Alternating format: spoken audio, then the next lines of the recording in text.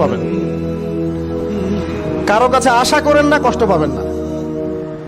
আমি এই প্রসঙ্গে কথাগুলো বললাম যে দুনিয়াকে আপন মনে করতে নাই, আর আল্লাহকে আপন মনে করতে হয়।